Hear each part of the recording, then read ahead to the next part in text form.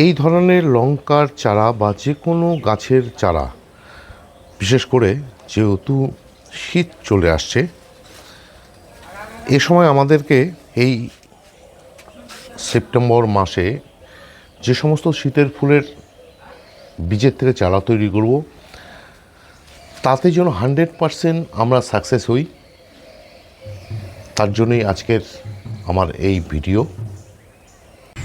আমি যেই প্রসেসে জার্মিনেশন করি তার ভিডিও আজকে আপনাদের সামনে আমি তুলে ধরছি।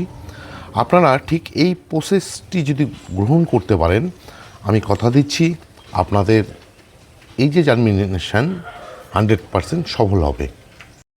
নমস্কার, আমি দেবজ্যোতি, কুচবিহার থেকে। আর আপনারা দেখছেন রান্তুর ছাদ বাগান। প্রতিদিনের অভ্যাস মতো আজও আপনাদের সামনে আমি চলে এসেছি একটি ভিডিও নিয়ে। সেই ভিডিও হচ্ছে আমরা অনলাইন থেকে যে সমস্ত বীজ নিয়ে আসি, মানে সিড, বা আমরা লোকাল থেকেও যে সমস্ত বীজ সংগ্রহ করি, সে সমস্ত বীজকে কি করে জার্মিনেশন করতে হয় তার ভিডিও নিয়ে। এখানে দেখুন, আমি একটি লম্বা লঙ্কার বীজ নিয়েছি, সঙ্গে নিয়েছি নাগামরিচ, এবং সঙ্গে নিয়েছি আমাদের উত্তরবঙ্গের যে নাগামরিচ, সেটা যাকে আমরা ঘি লঙ্কা বলি, সেই লঙ্কা নিয়েছি। এবার দেখুন, আমি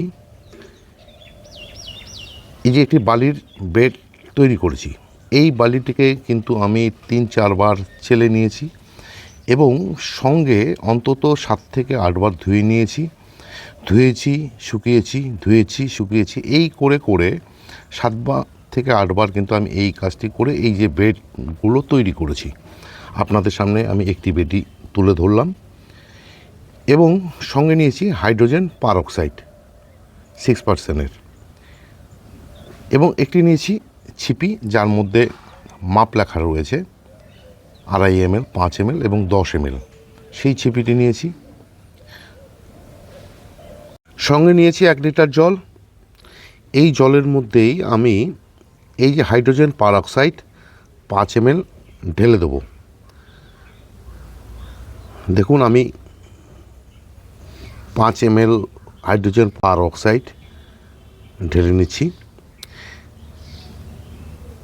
আমি এই যে হাইড্রোজেন পারঅক্সাইড 5 ml আমি এই জলের মধ্যে মিশিয়ে দিলাম। ভালো করে মিশিয়ে নেব, কারণ জলটিকে ভালো করে মিশিয়ে না নিলে হয়তো হাইড্রোজেন পারঅক্সাইড উপরেই পড়ে থাকবে।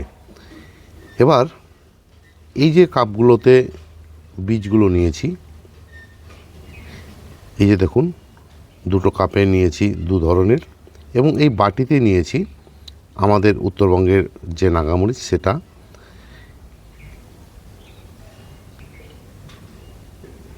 এবার আমি এই যে জল ঢেলে দিয়ে এই যে বেডটি তৈরি করেছি, এই বেডের মধ্যে 5 থেকে 6 ঘন্টা পর কিন্তু আমি এই যে বীজগুলোকে ছিটিয়ে দেবো। ছিটিয়ে দিয়ে হালকা বালির একটি স্তর তার উপরে দিয়ে দেব, দিয়ে একটি প্লাস্টিক দিয়ে ঢেকে রাখবো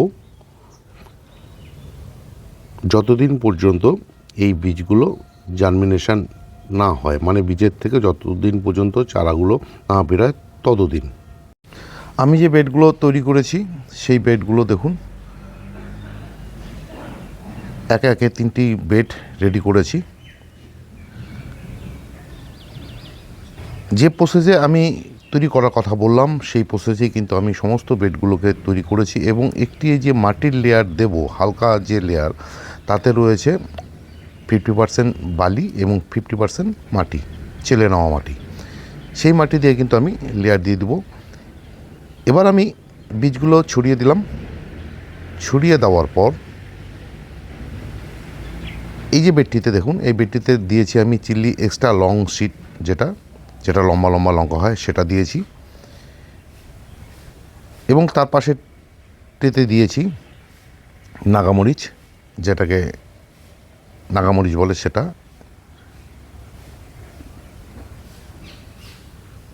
এবং তার পাশে দিয়েছি আমাদের উত্তরবঙ্গের যেটা নাগামরিচ টাইপের, যাকে আমরা কামরাঙা মরিচ বলি, ঘি লঙ্কা বলি, সেই লঙ্কার বীজ আমি ছড়িয়ে দিয়েছি। এবার এই যে মাটির লেয়ারটি, সেটা কিন্তু হালকা করে উপরে ছিটিয়ে দিলাম বা দিচ্ছি। সবগুলোতেই একে একে এভাবে হালকা একটি লেয়ার দিয়ে দেব, যেন এই যে বীজগুলো সমস্ত ঢেকে যায় এবং বীজগুলো জার্মিনেশন হতে যেন তাদেরকে কষ্ট না হয়, মানে বেরিয়ে আসতে। এবার আমি কি করব, সমস্ত বেডগুলোতে এভাবে দিয়ে দেওয়ার পর আমি স্প্রেয়ারের মাধ্যমে কিন্তু জলের একটা স্প্রে করে দেব। স্প্রেয়ারের মাধ্যমে স্প্রে করব এই কারণেই, যদি এমনি হাত দিয়ে জল দিই তাহলে বীজগুলো সরাসরি হয়ে যাবে, কিন্তু স্প্রেয়ারের মাধ্যমে সেটা হবে না। এবার আমি স্প্রেয়ারের মাধ্যমে এই যে বেডগুলোতে জল স্প্রে করে দিচ্ছি। এমনভাবে স্প্রে করব যেন বীজের অঙ্কুরোদ্গম, মানে বীজ বেরিয়ে আসা পর্যন্ত টিকে থাকে, জল দেওয়ার জন্য প্রয়োজন না আসে। দেখুন, আমি এই যে বেডগুলোকে প্লাস্টিক দিয়ে ঢেকে বেঁধে ছায়াযুক্ত স্থানে রেখে দিয়েছি, যেখানে ডাইরেক্ট সূর্যের আলো পাচ্ছে না, ইনডাইরেক্ট আলো পাবে, সেখানে রেখে দিয়েছি। এবং এই যে রেখে দেব, এটা কিন্তু যতদিন পর্যন্ত বীজগুলো অঙ্কুরোদ্গম না হবে, মানে এই বেডের থেকে বা এই যে মাটির স্তরের থেকে যতক্ষণ পর্যন্ত চারাগুলো বেরিয়ে না আসবে, ততক্ষণ কিন্তু আমি এই প্লাস্টিকগুলো তুলব না। যখন দেখব সমস্ত চারা বেরিয়ে এসছে, তখন আমি প্লাস্টিক খুলে দেবো এবং হালকা জলের ছিটে দিয়ে দেবো, দিয়ে কিন্তু এখানেই রেখে দেবো 3-4 দিন। তারপর আস্তে আস্তে সূর্যের আলোতে গাছগুলোকে বের করে দেবো। এই ছিল আজকের ভিডিও, কি করে বীজের থেকে 100% জার্মিনেশন করতে হয়, তার উপরেই ছিল আজকের এই ভিডিও। কেননা কিছুদিন পরেই আমরা শীতের ফুলের বীজ থেকে চারা তৈরি করব, তার জন্যই আজকের এই ভিডিওটি আপনাদের সামনে করে দেখানো। ভিডিওটি যদি ভালো লেগে থাকে তাহলে একটি লাইক দেবেন, কমেন্ট করবেন, এবং আমার চ্যানেলটি যদি সাবস্ক্রাইব করা না থাকে তাহলে অবশ্যই চ্যানেলটি সাবস্ক্রাইব করে নেবেন। কেননা প্রতিদিন দুপুর 2টোয় আমার এই চ্যানেলে কোনো না কোনো ভিডিও চলেই আসে। সেই সমস্ত ভিডিও দেখতে হলে বা পেতে চাইলে আমার চ্যানেলটিকে সাবস্ক্রাইব করে নিতে হবে। সবাইকে অশেষ অশেষ ধন্যবাদ এবং শুভেচ্ছা জানিয়ে আজকের এই ভিডিও শেষ করছি। সবাই ভালো থাকবেন, সুস্থ থাকবেন, সবুজের সাথে থাকবেন। ধন্যবাদ।